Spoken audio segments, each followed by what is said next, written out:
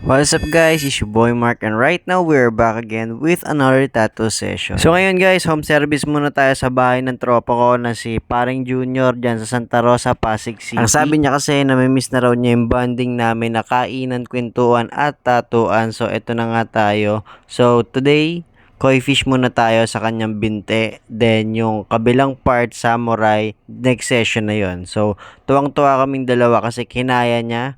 At kinaya ko ring tapusin itong black and gray na koi fish. Trip na trip ko nga din yung kinalabasan na ito guys. Kaya parang gusto ko siyang isali sa online contest. Siya nga pala guys, bago ako magsimula no, nag-setup muna ako din. Hinainan ako ni pare ng kanyang macaroni. So, binibenta niya rin to guys. Sobrang creamy, sobrang cheesy. Kung ako sa inyo, PM nyo na siya para matikman nyo. Then, nagba-buy and sell din po yan ng motorsiklo guys. At hindi siya nagbibenta ng laspag talaga. Kung magbenta yan guys, all goods, pwedeng pang araw-araw yung motorsiklong binibenta niya. Kasi inaayos niya muna ito at pinapacheck. Si Paring Junior yung isa sa mga kaibigan ko na nag-push sa akin na seryosohin tong tattooing industry. And also, siya rin yung sumuporta sa akin na mag-start at bumili ng mga pangunahing gamit. Siya na rin ang nag-volunteer na maging human canvas ko para magamay ko na po kagad yung totoong balat. Actually guys, marami pang ibang tropa na sumuporta sa akin, pati na rin po mga kamag-anak. Don't worry, hindi ko po kayo nakakalimutan. It's just, itong video na to is dedicated muna kay pare. So, pag kayo naman po ang tinatuan ko, shout out ko kayo. So sa mga interesado magpatattoo dyan guys, PM nyo lang po ako sa aking mga social media platforms and inquire nyo po and sabihin nyo po sa akin kung anong size, anong style, kung colored po ba or black and gray.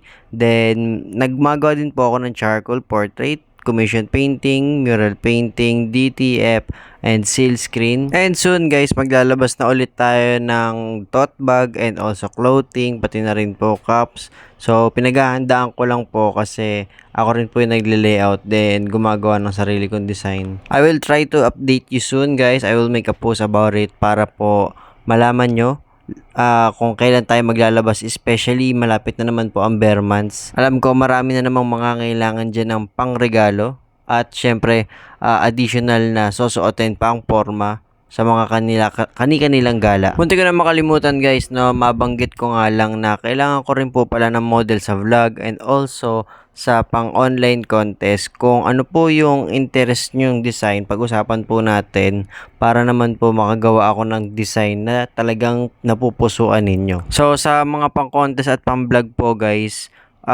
discounted naman po yun. Halos gamit na lang po ang babayaran ninyo para lang po may pamalit gamit tayo. So kung gusto niyo po magpa-model sa akin, PM nyo lang po ako sa mga social media platforms. So I hope you like this video guys. Please give it a like and share, then follow nyo na rin po ako for more art vlogs. Next time gagawa naman tayo ng mga tutorial. Tsaka magre-review na rin tayo ng mga art materials para hindi na po kayo nabubudol sa TikTok. So that's all for today guys. Thank you for watching and see you next time.